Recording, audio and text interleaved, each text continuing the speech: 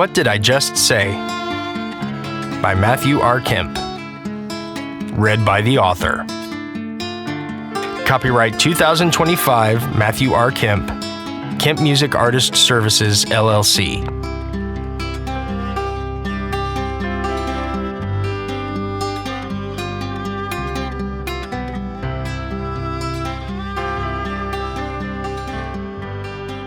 Trigger warning.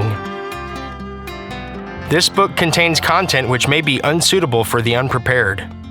Brief nudity, punk rock attitudes, minor pentatonic, passive violence, blatant sarcasm, adult situations, flashing lights, meaningless trivia, do not stop on tracks. Best used when elevated. Team lift.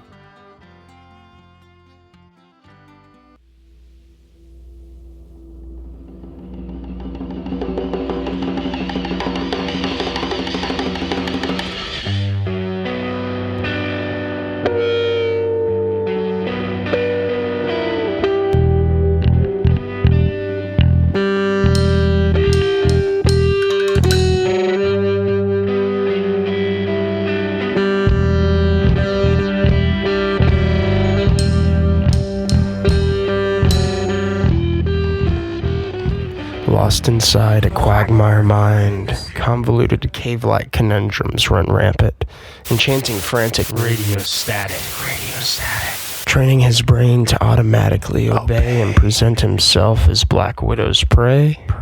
There simply is no other way. It's been ingrained since prima day. All the same, I will explain myself in verse and prose and poetry. And with all the gods allotted me. Eccentric, sharp insanity. It forged the sword named Travesty to hover above my hollow breast, tempt to lay this soul to rest. Do I make sense? Can I afford this recompense? I have no fortune, no valued trade, just willingness of self-made, God-made slave. Brave and loyal and humble and true, what else could I offer you? My strength? My flesh? My blood? My brain? My brain? My flesh?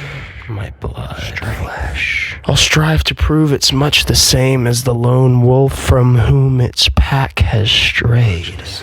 Vast as lands where oceans lay. Vast are the lands where oceans lay. Solid as time and deep as space. Instilled and filled by fidelity's grace. Please gaze long and slow upon my face. Analyze my open eyes.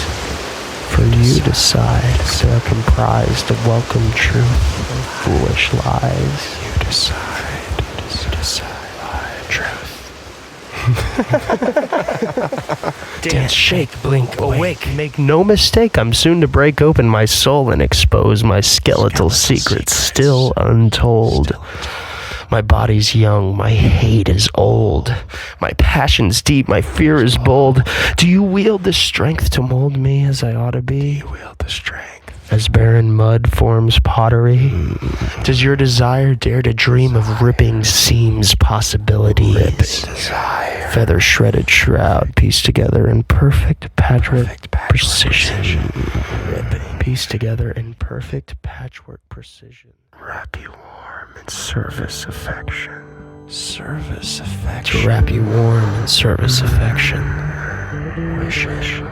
Wishing for a wishing well so I can please my mind.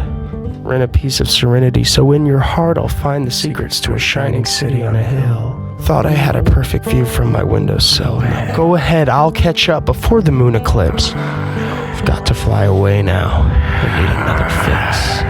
Fix won't fix me. For if the sunshine gives me burn and all my lessons I will learn, will the world still turn in perfect harmony? Or will Titanic Islands be cast into the sea? If you want to know the secrets, I can take you there. We'll have the wolf pack watching us with love, protective stare. Secrets. But if you choose to stay behind, do not believe that I would mind. We march the beat of different drummers and reminisce the years' lost summers. Times are good. When times were good and life was free. Who better knew the world than me? So if you see my wishing well, all its secrets soon will tell, and the answers you will know. What makes the fire glow? What makes the heavens snow? Oh, how clearly the waters show the secrets of the world.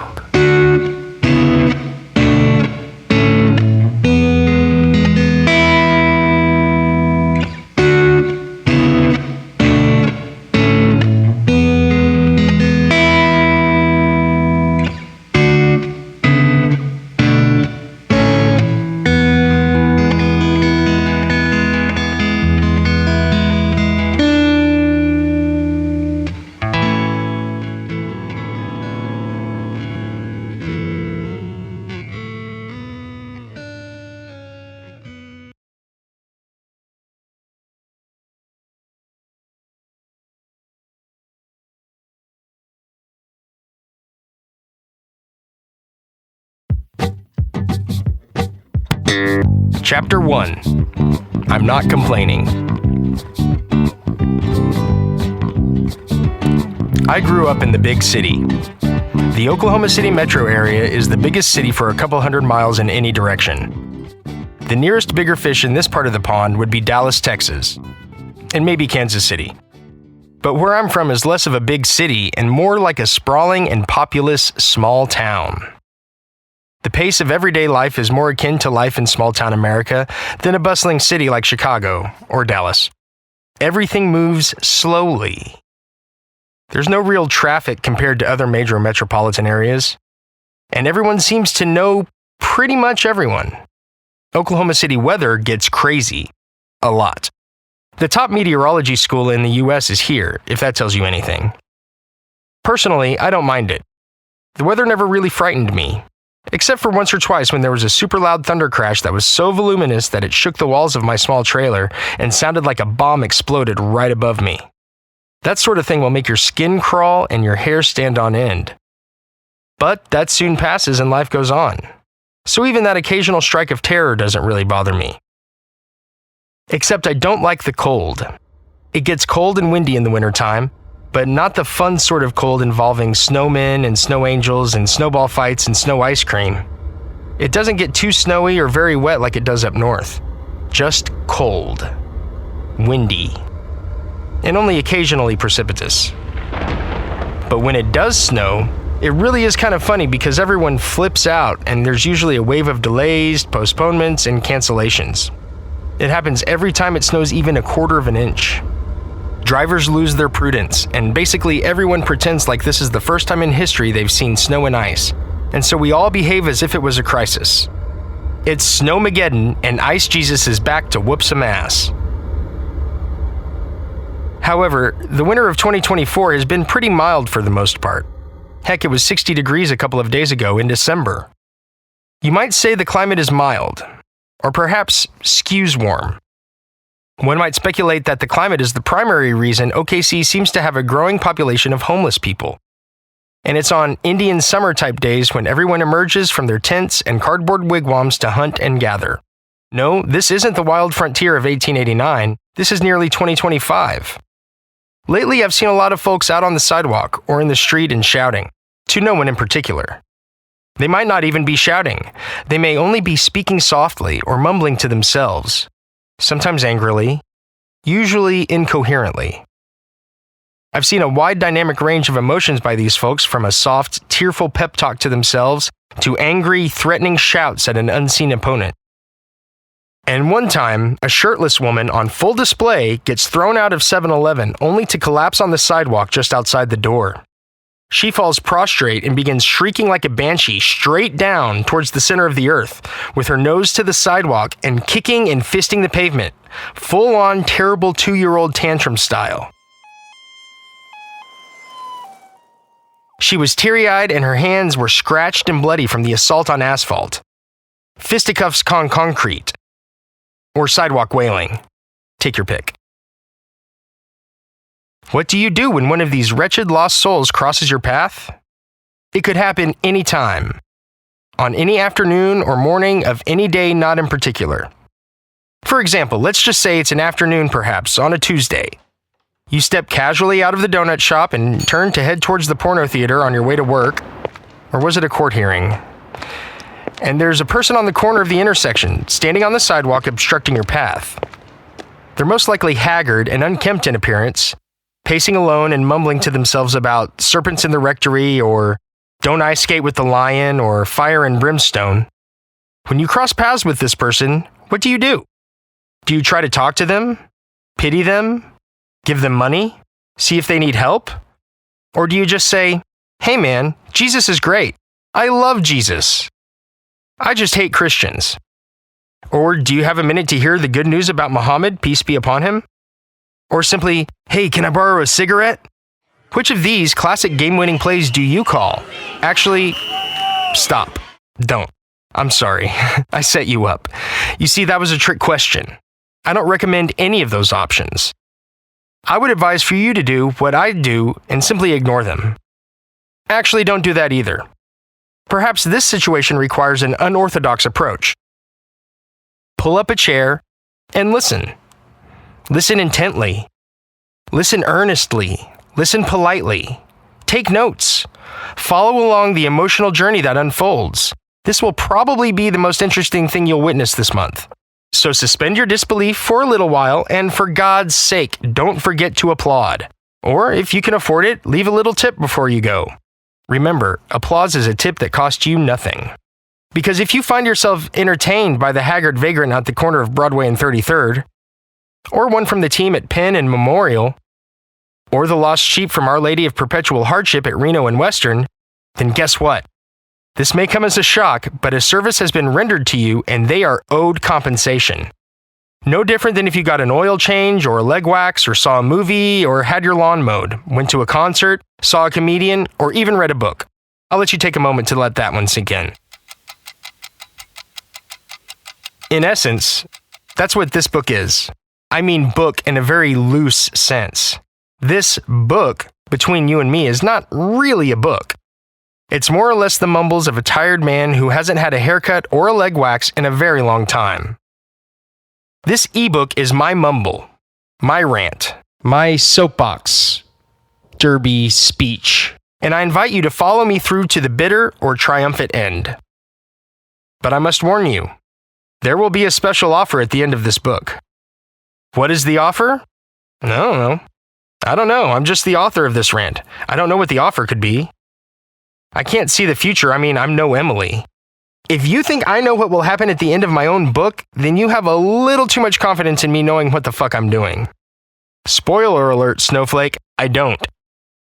But that does not give you permission to skip ahead. That would be cheating. And we don't give cheaters the special offer. Got it? Understand, this offer won't be right for everyone. In fact, it may be right for no one at all. It's really quite possible that I may honestly forget about the offer altogether. I'm not trying to be a tease, I just have a goldfish brain. And like the goldfish, I'm navigating these cold and toxic waters from the glass wall that goes on forever, to the little plastic diver man constantly vomiting bubbles from his pressure helmet, to the little plastic treasure chest that magically opens and closes every few seconds for everyone to see. Just like your mom. That's right, I have short-term memory loss, as well as a highly selective long-term memory. And because of that, I may genuinely forget. I can be distracted quite easily. I just stopped in here to get my parking validated, and now I'm writing a book. Happens to everyone, right? My poor brain has been decimated by a couple decades of recreational drug enjoyment, not necessarily abuse, though some of it was, and various other freedoms from my cold dead hands people. But to be perfectly honest again, I don't recommend using drugs or prying things from the icy grip of a corpse either. And if you die with your mitts clutching something in this life, then whatever it is undeniably yours and will be buried with you so that you may carry it into the afterlife. Ancient Egyptian style, preferably. So if you find yourself doing any of these things, don't be so shocked when it's the icy grip of death that comes to pry you away. And if that happens, tell the British Museum I said, hey. Too harsh? I'll stand by it. But to soften the blow, here's a poem. It's the first one I ever wrote, and it's the first one to make it into this, also my first, manuscript. Take that, Pillow Talk. Sorry. Anyway, here's a glance into the mind of a 6-year-old. Before reading on, it's important that you know that when I was that age, I lived with my mom and my sister, and our pet cat's name was Piddles. Okay, proceed. Fall is Nice by Matt. Fall is nice for spice and good for a hood. Fall is for trick-or-treating and lots of eating. Fall is for school and maybe a sewing spool. Fall is for kids and for my cat in the hat, Pids. Okay, let's break this down. I like the internal rhyming pattern on each line. That's pretty advanced for a first grader. Also, a clever observation from a 6-year-old regarding the gluttonous nature of Thanksgiving and the autumnal season in general. I'm not certain about the sewing spool reference. I guess that was the best I could come up with for a rhyme to school. Cool being too cliche for a child, even in 1989, and rule already played out. So I went outside the box. Does my lack of confidence in the line stand out, do you think? And this last line, the big payoff. I remember sweating this one even as the adorable little boy that I was and still am. I knew the cat's name was not Pids. No one called him Pids. It actually started out as Shadow and somehow devolved into Piddles, and later to the even more depraved Gooby McPherson. I don't know, just use your imagination and fill in the blank with your own idea. But I distinctly remember sweating over the cat in the hat reference. I knew nothing of intellectual property or copyright law at the time, and even then I knew I didn't come up with that phrase. I wasn't sure if I was allowed to use it with my experience being so limited at the time. So I turned in my poem to my teacher, Mrs. Spears, she was an awesome lady, and hoped for the best. Well, guess what, kid? Good news, because basically nothing you do in school makes one bit of fucking difference until you hit high school. And then it only matters so far as getting into a good college.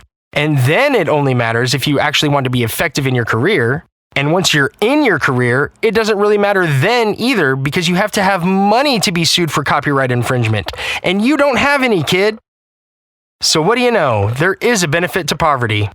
Someone called the Center for Economic Development. They're going to want to hear about this one. And while you're at it, go get Dr. Seuss on the phone too. I have this nagging cough. And here's the second. Turn the page for poem number 2. I don't remember that. For this one, flash forward about 4 years to my 10-year-old self. Alone in the jungle. I am here, alone, in the jungle. Shall I be killed? Killed by a savage beast? No, I am safe. Safe in my boxed-up world. I hear no one, I see no one. Just me, all alone and scared. Not anymore! No more!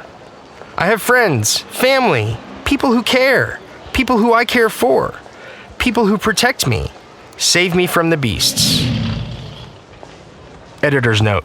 As I sit in revisions, I have not yet located my old notebooks containing the works cited above, which sucks. I don't want to have to remake it up. Again. Editor's update. The original poem has been located and transcribed above. I came pretty close to it just from memory. That's what I really wrote, and I felt completely ashamed to share with anyone. I'm not sure why, but I felt humiliated whenever the teacher put it up on the bulletin board of the classroom for everybody to see. I also remember well turning in another writing assignment later that school year and expressing my concern to my teacher if it was any good. She looked me dead in the eye as her own eyes began to get misty and told me that nothing I have written has ever been bad, that it was all very good in fact.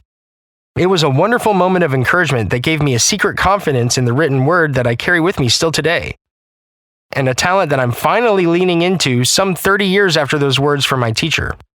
Shout out Mrs. Byers, another amazing woman. It's possible that a better way to do this whole book idea is just speak it out loud with voice-to-text application. Or even just an audio recorder might go faster, and there will be fewer typos, period.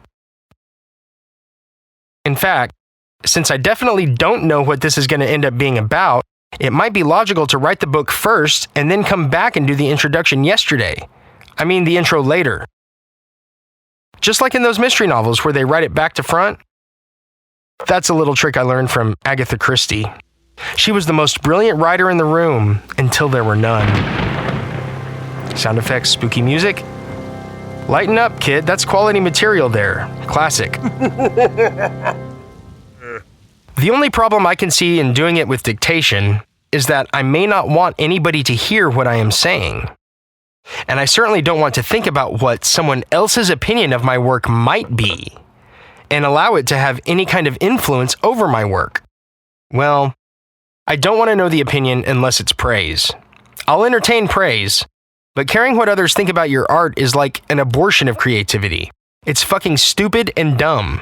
Just make the art and the world can kiss it, right, Rick? Rick Rubin, I feel, would agree with me on that point so far. Julia Cameron, too. By the way, I recommend books by both authors. To quote Cameron, "Don't let anyone play in the garden until the flowers have a chance to bloom." I'm paraphrasing, but you probably get the gist. And if you don't, go read The Artist Way. Seriously, do it right now. Put this piece of trash down and go read that one instead. It's a treasure. Then come back here and finish this piece of trash. You can mark the page and I'll wait. Go. Shoo! What's the difference?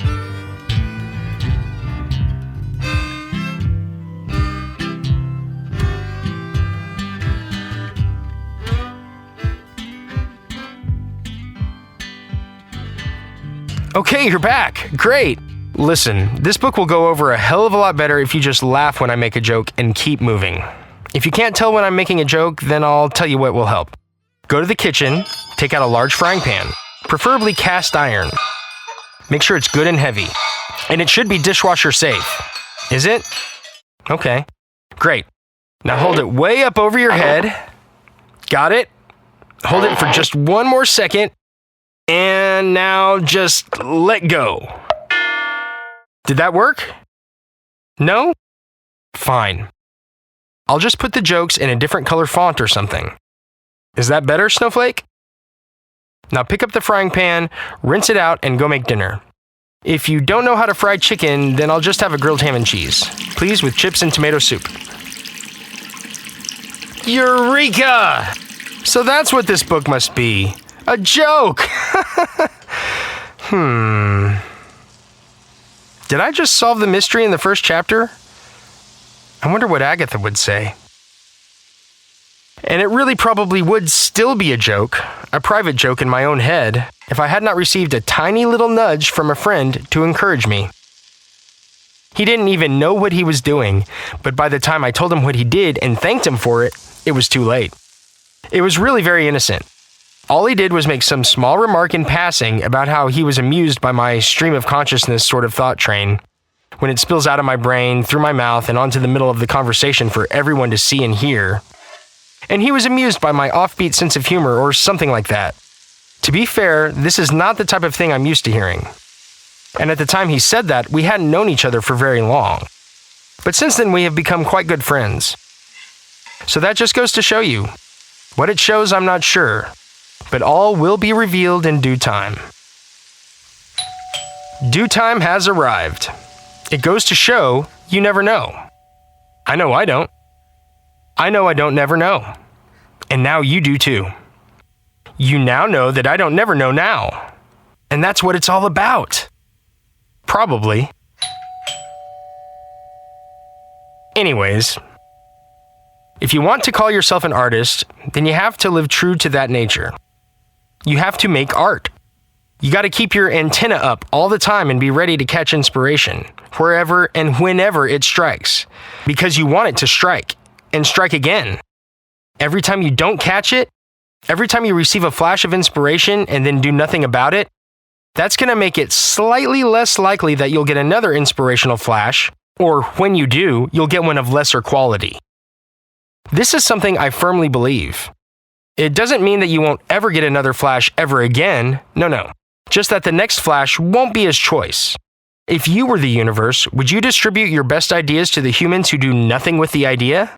Hell no. You don't put your best china on a crappy shelf. You don't. Sometimes what happens is it just takes longer for the next flash to be dealt to you. Or maybe both. The universe works in mysterious ways. Not me, though. I'm laying it all out on the table for everyone to see. There's been a few times in my life when I was given a flash and forgot it, or it was lost, or otherwise I failed to memorize it or do anything about it. I know it was some brilliant piece of something. This is a grievous sin in my mind. Easy to commit, though, too. So if you get the flash of brilliance only to have it not get written down or recorded, or if you do get it down on paper, but by some other wicked means have that record lost or stolen or destroyed, same difference. And that is a major mistake, I gotta tell you. I too am guilty of this and have committed this most mortal of creative sins. And if the occurrence of this wickedness, be it by my own intention or negligence, it matters not. I often wonder if the universe didn't give my lost idea to another person to be written by somebody else, because I lost it. You're welcome. I not only firmly believe this as well, but there might actually be some truth to it. So at least by composing my ebook this way, we both get to be surprised by the outcome. Fun, isn't it? And if it's funny, insightful, or even mildly entertaining, then so much the better. But if it's not funny or entertaining or insightful, I guess no harm, no foul. As long as it doesn't get me put in the loony bin or thrown in jail. But let's look more closely at entertainment, humor, and insight. These are 3 things I value, and 3 things I would like to be myself, generally speaking. It seems likely that this is maybe what I want my music to do. Delight, insight, humorize. Oh, and speaking of music...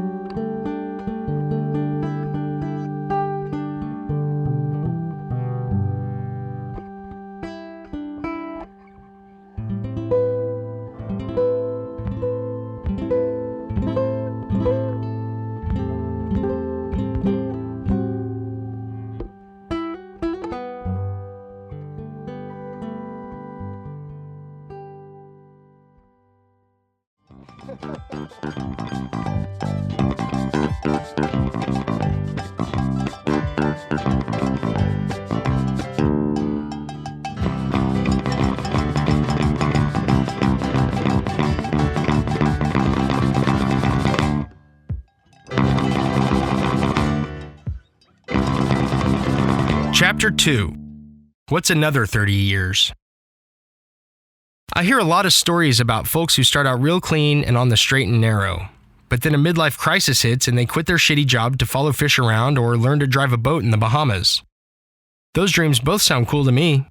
My late brother Chris basically did both of those things. It's taken me 30 years to do half as much. I still fight the fear, but I'm getting braver. Chris had no fear. He was always fearless. That's probably why he didn't make it to 30. Fuck, now I'm sad. I think this would be a good place for a poem.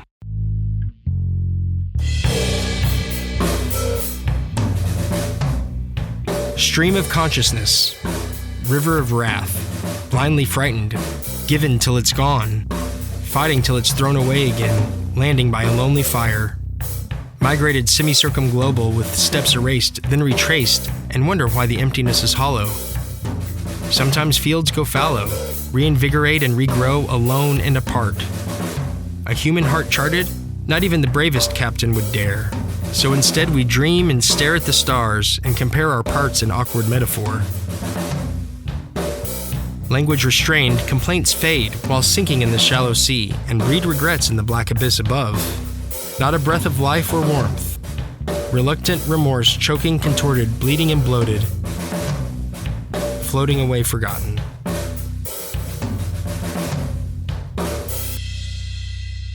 There should be lots of poetry in my audiobook, I thought, as I sat down my pen and gazed off into the horizon where the sun dipped low and just started its final descent.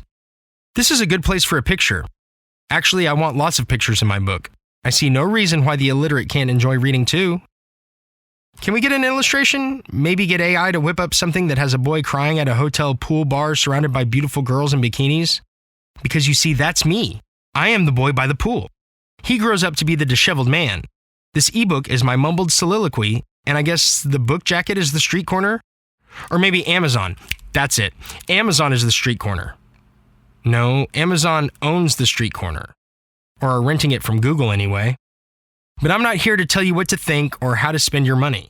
Although I may offer a suggestion or two of how to spend it a little later. I'm just going to tell my story. You can enjoy it or you can fuck right off. Either way, I still wrote the thing. Maybe that was harsh. Okay, you can enjoy this book or put it down and go play with your children.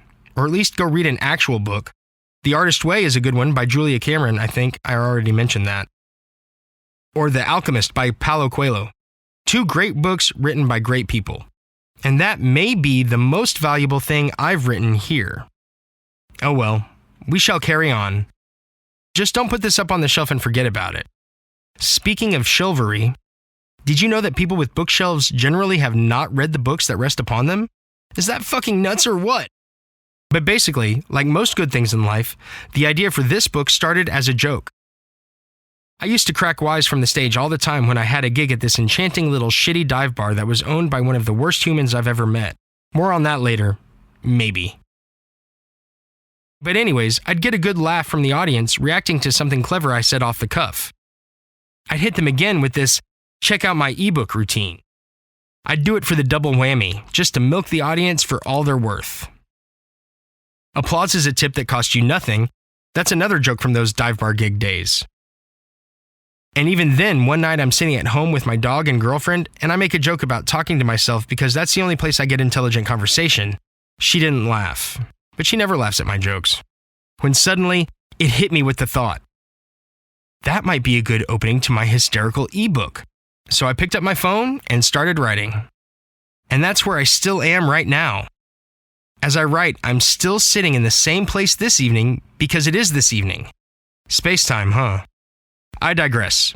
So all that to say, I still don't know what this book is even going to be about. I'm just going to write it first and then decide.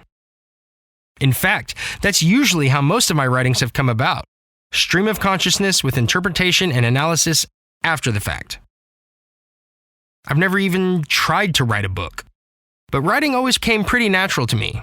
I could easily write for creative purposes basically since I could hold a pencil. In other words, I have a photo of that. Photo of the first poem I wrote. Fall is nice by Matt.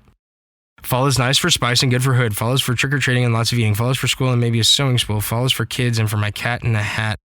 Pids. See what I mean? Pretty good for a high schooler, right? And I wrote that when I was 6. I've been ahead of my time ever since. And even now as I grow old, I wait for the world to catch up. Which it will, I have no doubt. But my biggest fear is that when the world finally does recognize my creative genius, it will be long after my death. Or shortly thereafter, which somehow seems worse. But the end result is the same, in that I don't get to enjoy the fruits of my toils. It all goes to my descendants, which at this current moment I have none. Well, I'm going to show them a thing or two and never have any offspring. Take that, unborn children. Serves them right for stealing from me after I died. Now you don't even exist. Ha ha! Now that's parenting. So I figured I'd actually try to write the damn thing and then no one could call me crazy anymore. If I put my nonsensical ramblings down onto paper and then distributed that paper through a pre-established network or supply chain, then I'd be an author, not a crackpot. Boom! Notoriety achieved. The first step seemed to be, okay, first make one's intentions known to everyone else. Like, I intend to be a musician. And then everyone knows that you're not a failure, you're just successful in an occupation that pays almost nothing. Except to a very select few. And much like the after-death thing, the result is the same, except now I have to fight for my street corner. What with advances in AI technology now ripping off musicians, and the streaming platforms paying so little they divide up pennies, fucking pennies, a denomination of coins so worthless that the US government is considering to not make them anymore. I figure once you start splitting pennies, all bets are off, and what else are we gonna do? I hear the bridges in Florida are very nice this time of year. Because why? The nonsensical ravings of some poor broke musician is not interesting to anyone.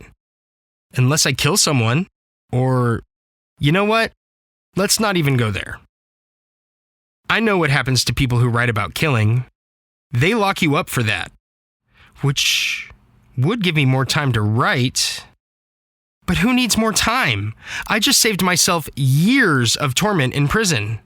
I feel like a new man. I just wish I had a family of my own to celebrate with. And scene.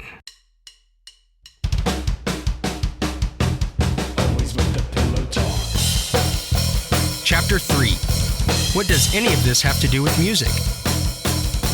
To be fair, I never said this book would be about music.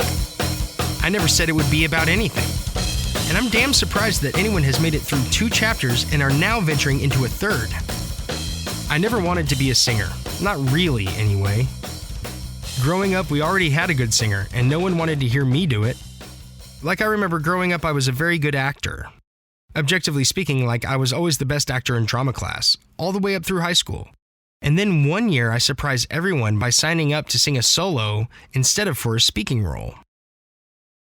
I don't recall that I was all that terrible, but I do remember someone from the church asking me after the performance if I was ever going to go back to acting. Sure, of course I would, and I did. And I try to infuse a lot of theatrical elements into my music performances, and lady, I'm only 9 and doing the best I can here. But what a rotten thing to say to a child. Evangelicals are like that. They routinely abuse children and call it good news. Cut! They undercut you at the first chance they get, just so you feel small and helpless again. What is it? Dude, I don't think this is a good idea. Is this really what you want to say? That evangelicals are child abusers? You do understand that most of America is Christian, right? I don't think it's wise to insult your audience. If it were mean-spirited, I would agree, I'm not but so certain that the nuance would be appreciated by everyone here. Okay, fine. We'll do it your way, I suppose. But I thought people wanted the real deal. They wanted honesty. They wanted authenticity. And I'm framing it in a way that is obviously my opinion, aren't I? This is America. And in America, isn't it my right? Sorry. Yeah, that's actually your inalienable right. Sorry, what's that? Inalienable. It's a word, yes, I of promise. Yeah, course. just say inalienable. My inalienable right, whatever that means, to say whatever weird, bigoted, or deeply personal anecdote I damn well please, right? And even though it makes me authentically vulnerable to say it, some people really get off on that. And if that makes me more appealing to them, then that's just something I have to accept. That's my burden to bear. I mean, how's this, for example? If I go to the movies, probably the Dollar Theater, and while I'm watching the newest piece of Hollywood crap, I smell smoke, isn't it my right to shout fire in that crowded death trap with no emergency exit? If for no other reason than to simply spare everyone the indignity of wasting 3 more hours of fresh air and beautiful sunshine to sit through another fucking Star Wars movie? Actually, Star Wars is also pretty popular. Wrong again! It's not my right. It is my duty. I must speak for the unspoken, defend the fatigable, give voice to the unvociferous, and ventilate the petty grievances of the smallest minority on the planet. Luxembourg! No, it's the individual. And little old me. Am I not an individual? You're a preacher without a pulpit. You're a rebel without a pause. Good one. So I say, unfurl that flag and march with pride straight into the horse's mouth and say, I know I don't have a receipt, but here I am, Lord. I am a man, and I want my money back. Dear God, what did they do to you? I'd rather not discuss it. That'll teach you to take me to school. And scene. And so I was fine with not being the singer, but I wanted to be in the band. I wanted to be in the band with my brother and friends. That was all I really wanted. And I was in bands for a long time, all through high school and college, and it wasn't until I was in a couple really shitty ones with terrible leaders did I think that maybe I should front my own group. That's where Punky Brewster came from. You see, I wanted to be a band leader, and very often that also means being the lead singer. I had all these songs I had written and songs I believed in. I believed in their power and potential, and it seems the only way I'll ever be able to get them out into the world is to sing them myself. That's fine, but it places me in competition against 100,000 songs a day posted on Spotify. And by the way, I'm not a great singer. But neither was Bob Dylan or Mick Jagger, really, so I can still make it, right? Music was all I ever wanted to do. Chris has been gone 12 years, and he's not coming back to play again. So am I chasing a dream that's not going to come around?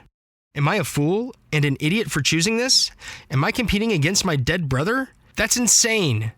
No, insanity is going to work every day to a job you hate, to make money to buy things to make the neighbors that you hate jealous of you. I guess I can go get a job in the oil patch like my cousins did. They can provide for their families. They have families. I can't even provide for the family I don't have. I can't even really take care of myself, not very well anyway. There must be a way I can make this work. There must be a way I can make this work. That's a good stretch for now. It's about time for rehearsal. You never know in the process your life might be the one you save. If you see your buddy over here slip, don't trip. Keep your head up and adjust your grip. You gotta reach deep inside for your personal power. It's not automatic.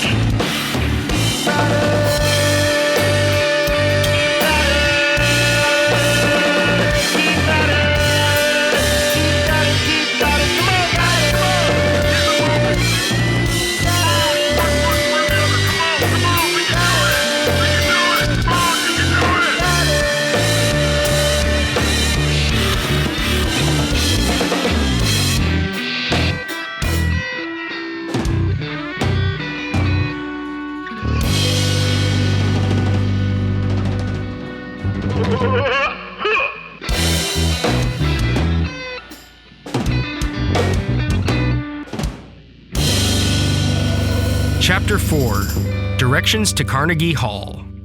Who needs directions if you're well practiced, right? I don't need to be instructed on a thing I've already done 200,000 times.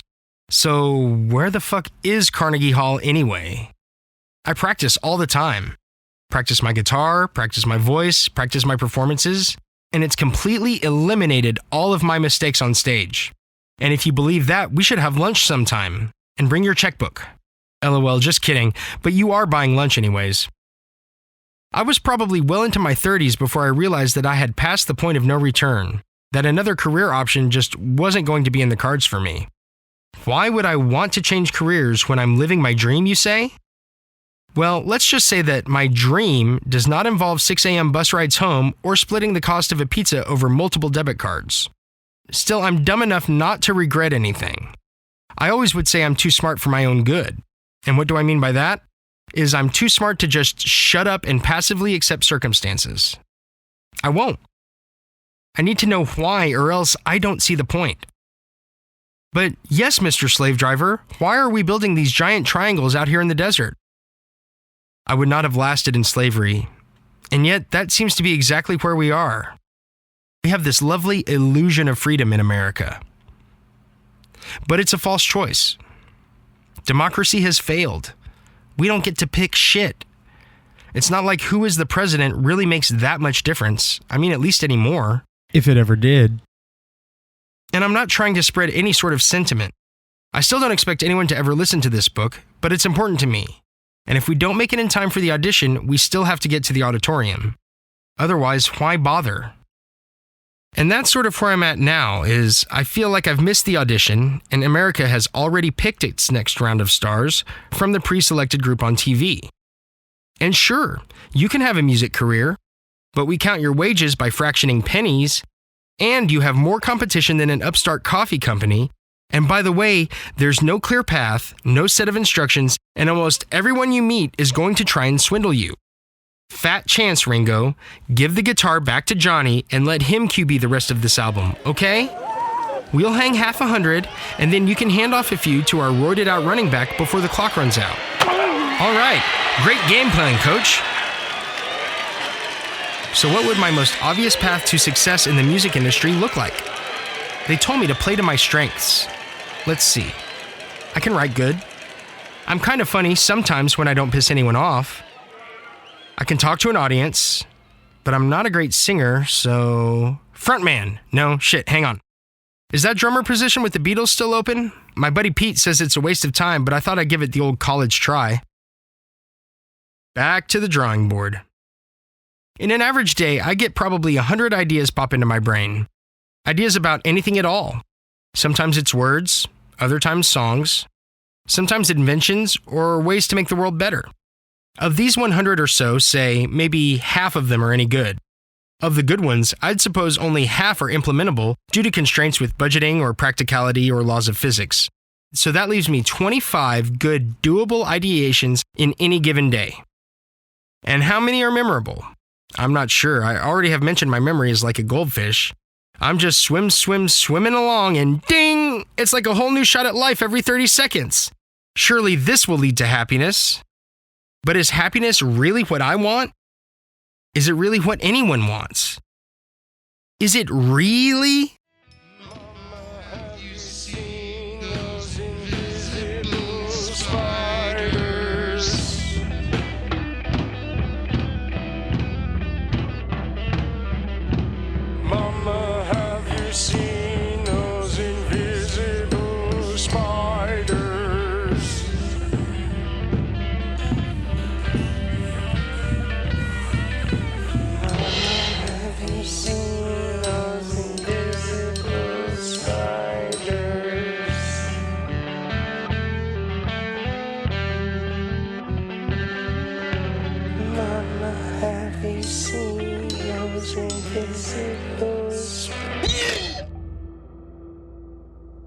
Chapter 5. It's a Warm Gun.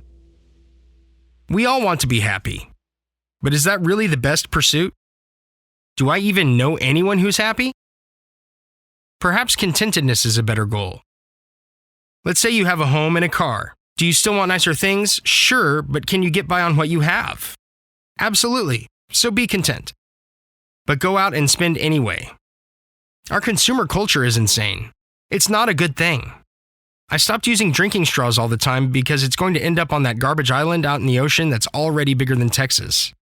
That garbage island is so big, Todd Snyder wrote a song about it. And I hear it was just annexed by Spain. Let them have it. Who cares? I don't see any Club Med vacations happening on Garbage Island. Not anytime soon, that is. So if I'm going to abandon happiness as a pursuit altogether in favor of a much greater idea, namely the eternal question, then surely happiness, so to speak, should be a natural side effect of the higher pursuit. Not necessarily, though. I wish I could tell you that it were. To figure this out, let's make a couple of assumptions. 1. There is some force or presence in the universe which propels our very existence. That spark which insists on procreation and surviving in pursuits of thriving. Some might call this God, but I call it the eternal question. And what is the question? Good question. But instead of explaining something that was not meant to be understood, let me instead describe it. It's that feeling, that little tingle in your loins. It's the same penchant to survive and reproduce that exists in man as it does with the lowest of creatures, such as rodents and insects. All of this makes sense because if the question really is eternal, that would surely explain the existence of such a variety of persistent life, all fighting for resources in a dog-eat-Darwinian world, evolving and learning and doing things. So if I am accurate so far, then I can continue. Assumption number 2. I would dare say that music is how we humans tap into what Rick Rubin calls the source of creative energy. Most artists agree, more or less, that there is something that one can tap into. And as artists, our job is to keep our antenna up and primed to receive whatever from source. And the source? Let's just say there's plenty for all. It is eternal. It is infinite. And it is just another way to express the question within the creating of things and realizing of ideas that every human is capable of. And do I believe that anyone is capable? Yes. Is the difference how you choose to tap into it? Well, I have, and I do. And that's why I'm writing this book. You might say God has spoken to me to write this book and start my church. And that brings me back to what I was saying. That music particularly is the greatest, so to speak, of creative endeavors because it is the one powerful enough to entreat anyone's heart to feel. And that is how we connect to the source as non-artists, if we knew it or not. In this way, all music is sacred music, when it's created with love. And all music has the ability, more or less, to facilitate a human connection.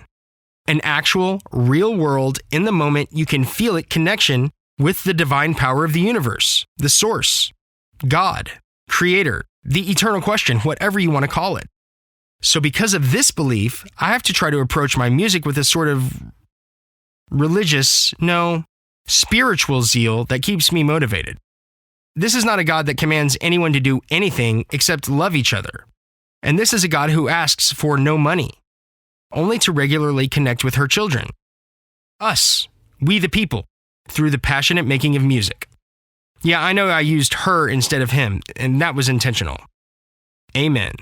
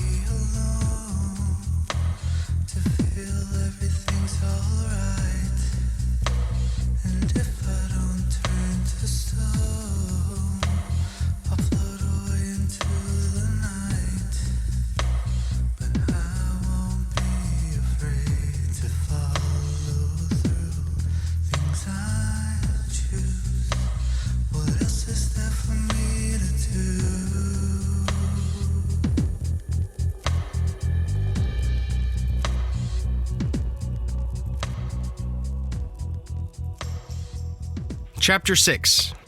Where is all of this going? Did you know that Muhammad, peace be upon him, was completely illiterate? That's correct. He could not read or write. And this is part of the evidence that Muslims present as the divinity of the Quran. They say that an angel, Gabriel I think, appeared before the prophet and the book was revealed to him. Even with an angel of the Lord in the room with this illiterate person, it must have been a long day. Did the angel at any point just get frustrated and say, "Oh, hand me that quill and sheep hide and let me do it"? Or did he start with the whole A is for apple bullcrap they teach little kids nowadays? Except it would have been in Arabic, and the only ones who know how to speak that language are assholes. Cut! What is it? Hey, Matt, are you sure you want to say that? Criticize an ideology, okay. Question the establishment, definitely. But can you do it without making generalizations about entire groups of people? Okay, fair enough. But this is a stream of consciousness style work of art, okay? The river goes where it flows, bro, and you're here just pissing in my stream. Maybe don't be so sensitive. Oh, look who's talking about being too sensitive. If your ideas are any good, they can withstand a little scrutiny. I'm your voice of reason here, and all I'm saying is that blanket statements about whole groups of people are not going to get your point across. Actually, it will turn people off, and then you'll have no audience for your book. Is that what you want? No. Do you really feel that everyone who speaks Arabic is an asshole? Is that your honest opinion? No. Don't you want your book to be honest? Of course I do. God damn it, rationality has always been a pain in my ass. But okay, all right. I'm sorry, I didn't really mean that. In fact, my experience with Muslims overall has been really very positive. When I was still in high school, a really good friend of mine converted to Islam. He was always kinda quirky and weird, but his conversion really surprised everyone. And our other friends thought it would be just another one of his fads. But I thought he was trying to be sincere. Turns out he was. So, I went to the mosque with him a few times. And I went a few times on my own. I learned how to pray like a Muslim, learned how to make wudu, and even learned a little Arabic. I liked going on Wednesdays because they had a meal together after prayers, and it's the only place I've had this one dish with goat meat and rice, and it was really good. And everyone was very, very kind to me. But the thing that stood out to me the most was all the rules. They tell you how to do everything. They tell you how to do everything you do from the time you wake up until the time you go to bed. I'm talking how to eat, how to wash, how to pee, how to sleep. And maybe that's great for some. Maybe that's just what some folks need. But not me. I've always been something of a nonconformist, you might say. But more than that, I really feel that a relationship with any universal higher power is actually a lot simpler than that. I feel it's a lot more accessible, more intuitive, or at least it can be. And this is the problem I see with most religions today. They give a nod to your free will and then they do all they can to diminish it. Otherwise, they just try to position themselves as some kind of divine authority, or they act as a middleman to salvation. Frankly, I don't need some child-raping priest to be my go-between to the Almighty. It's just not necessary. I mean, what the fuck, man? They are children. You're supposed to protect them, you asshole! I honestly think there's another way. All right, well, maybe next time just say that. Seems to me like any true God who invented the idea of free will and freedom of choice wouldn't be so picky. I mean, sure, you have freedom of choice, so long as you choose what we tell you to do. That's not divinity. That's totalitarianism. And that's bullshit. It's a self-defeating prophecy when you start to break it down. I'll give you another example. I've decided that I don't believe in the existence of hell. Nope, it doesn't exist. This is the abuse of evangelicals I spoke of earlier. They made it up to scare the pants off people to try and manipulate their emotions to get people to do what they want them to do. Mostly procreate and donate money. The whole system seems highly suspect to me. So anyway, I don't believe in hell as an actual place because why would a loving God create such a place at all? Does a parent want to put their bratty kid in timeout forever? No, of course not. Why not? Because they love the little bastard and want to be with them. So eventually, timeout ends. The kid is happy, parent and child reunited. So if God the Father is a loving Father, then it stands to reason that he would avoid eternal separation at all costs. But that's not very scary. Once a child figures out that the punishment is temporary, it loses its power of influence. And so it has with this idea of damnation. It's not a thing. It's manipulation. And once you arrive at that conclusion, the whole rest of everything else just kind of falls apart. It's the greatest ruse ever put on humanity. It has killed more people than any other reason in history, ruined more lives, caused way more harm than good, and is still a powerful institution today. And it's all bullshit. So what's my solution? If you can't beat 'em, join 'em, and start my own church, the Church of Rock and Roll. Come one, come all, the doors are open, figuratively. Jesus said, upon this rock I will build my church. 145, baby. So the tenets of the church shall be those of love, acceptance, tolerance, and the earnest seeking of the individual to find a real, tangible connection to God through the power of music. Let it be so. If it be your will, Lord, let it be so. Oh, hell. What did I just say? And scene.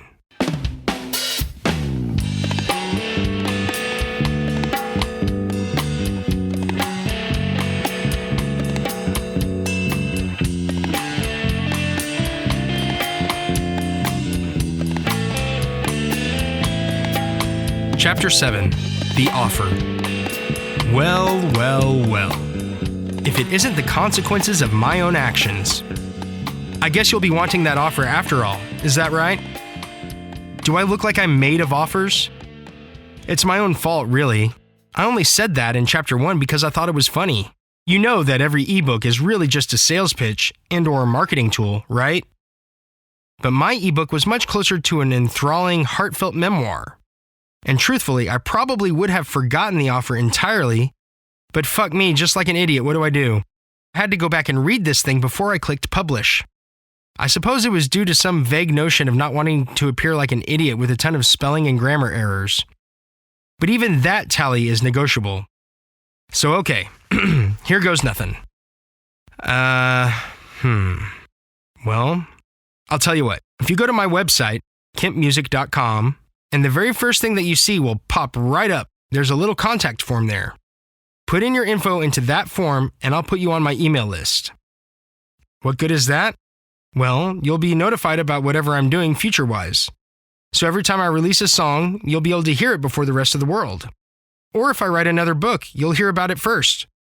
Or if I find a really great sushi restaurant, no, not that last one. I only said that to see if you were still paying attention.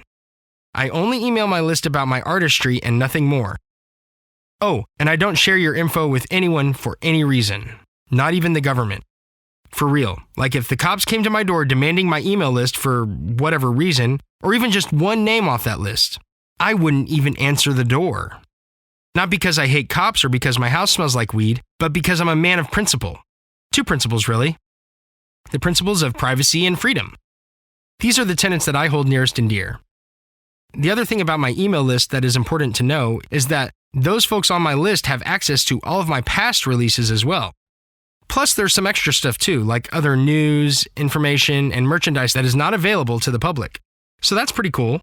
And if giving me your email address feels like too much of a commitment, then just follow me on Twitter. I mean X. I publish some of my poems there and have since 2024. So my profile page seems like one big ranting rhyme. Just another street corner. Just another incoherent rant. Just another day. And maybe one of these days I'll start that church. Actually, I have a better idea. Why not, instead of me starting a church, we could start a grassroots movement? One that could be started and perpetuated by the masses. Think L. Ron Hubbard and Scientology, but more coherent and without the high price of admission. I would call it the Church of Rock and Roll. And it would be based on the ideas of love, respect and tolerance for others, and a desire to seek an actual, real, and sustainable connection with the eternal question through the power of music. They might call me a heretic. They might call me a sinner or grifter or messiah or God knows what. But at least they won't be able to say I'm crazy. Although they probably will anyway. Who knows? More importantly, who cares? I mean, you just read my book and did you learn anything? If you did, that's good on you. Now give me your email address and no one gets hurt. Let's go ahead and pass the collection plate while we're at it too. Come on. I'll take anything green or gold and sparkly is cool too. Very good then. I guess that's it. Well, thanks for sticking it out with me. It really means a lot and I'm not gonna cry, so I'll just say bye for now. And until I get back with an apocalyptic army to bring my terrible judgment down upon all the unbelievers, go forth and spread the word. Later, Tater. And scene. We're Granddad's whiskey and nobody can do a goddamn thing about it.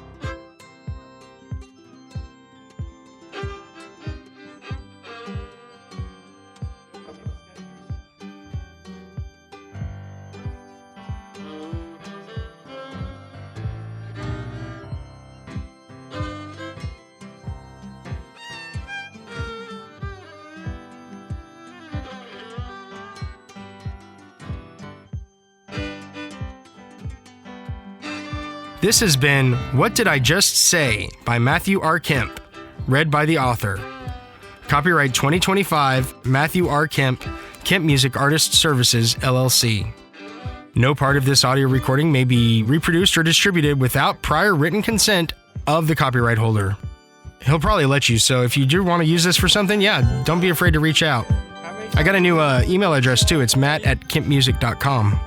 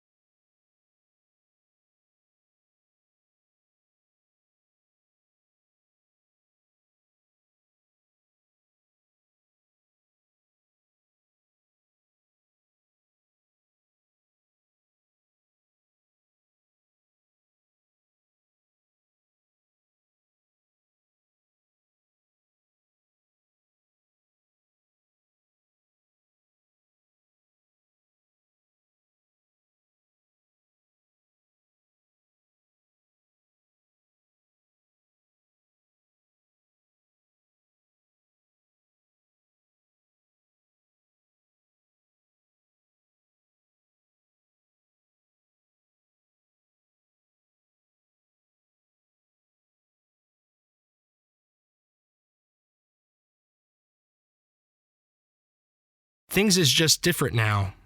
Don't ask me how, 'cause I don't know. Just where the hell did all that time go? It started off so slow.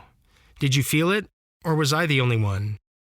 And then we started having fun, and next thing I know, we were off running faster than the bullet from a gun. How much farther till the race is won? That's not my concern. I just wake up every day and try to learn. Then I build a fire to try and keep warm. Maybe even find someone to make it feel like home. There was a time when I thought I'd always be alone, but that was before I was grown. Things is just different now.